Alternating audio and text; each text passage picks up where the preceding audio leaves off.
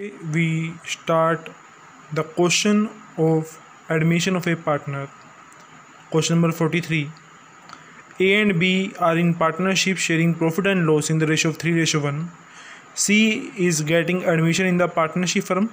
C bring 1 lakh as his capital and 50,000 for his goodwill.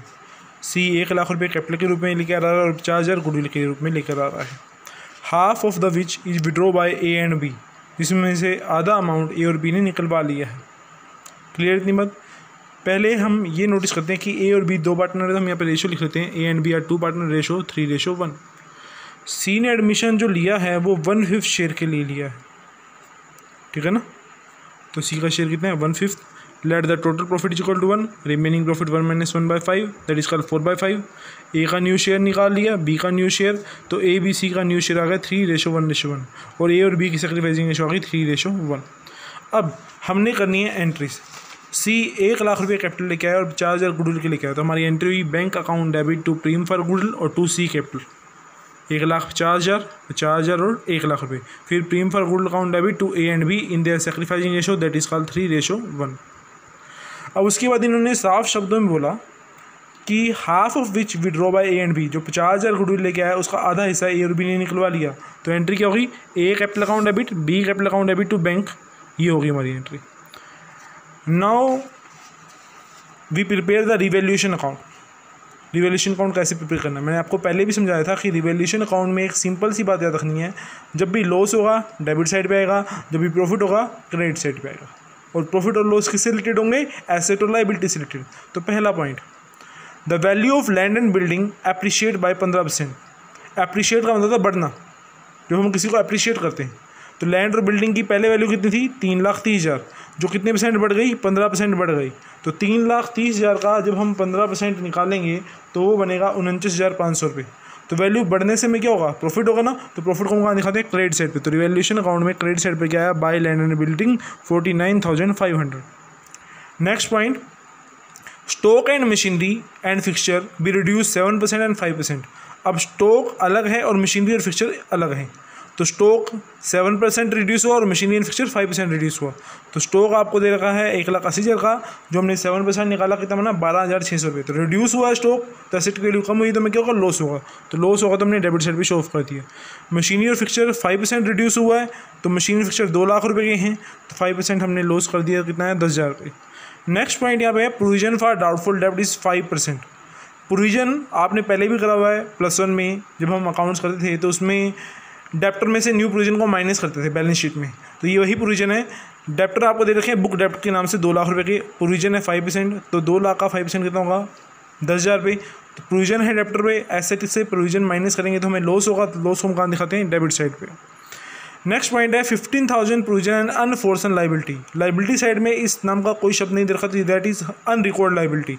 तो unrecorded liability को हम कहाँ दिखाते हैं, बैलेंस शीट में लाइबिलिटी साइड पे. तो अब दिखाएंगे तो लाइबिलिटी बढ़ेगी, तो हमें क्या होगा, लॉस होगा. That will be show in the debit side of the revaluation account.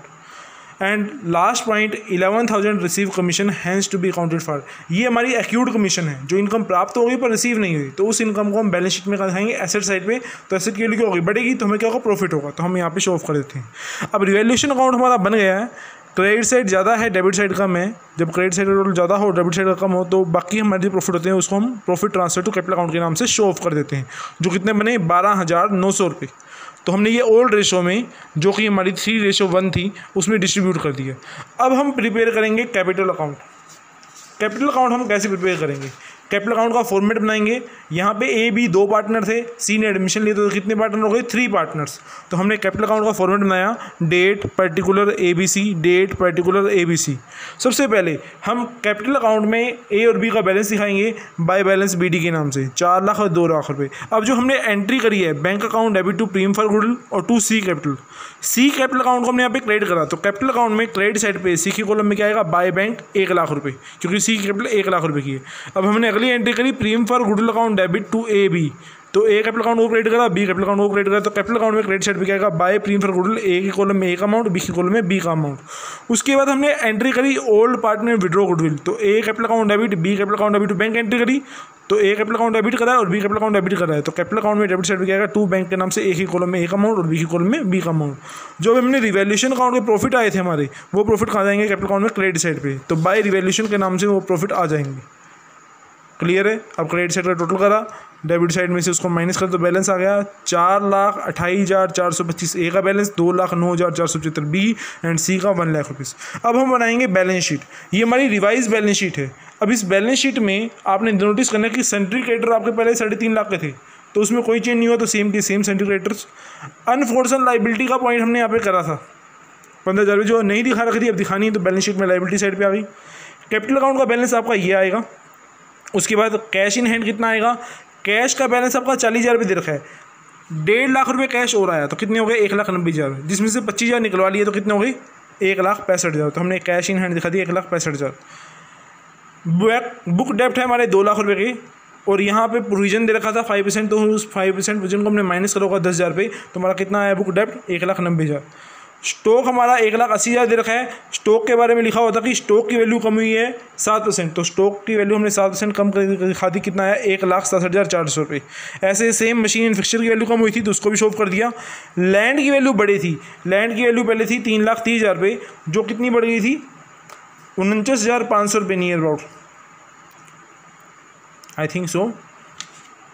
Land की वैल्यू बढ़ी थी 49,500 रुपये, तो 3,30,000 में 49,500 ऐड कर देना। यहाँ पे मेरी कैलकुलेशन थोड़ी गलत हो गई, तो आप इसको ठीक कर लीजिएगा।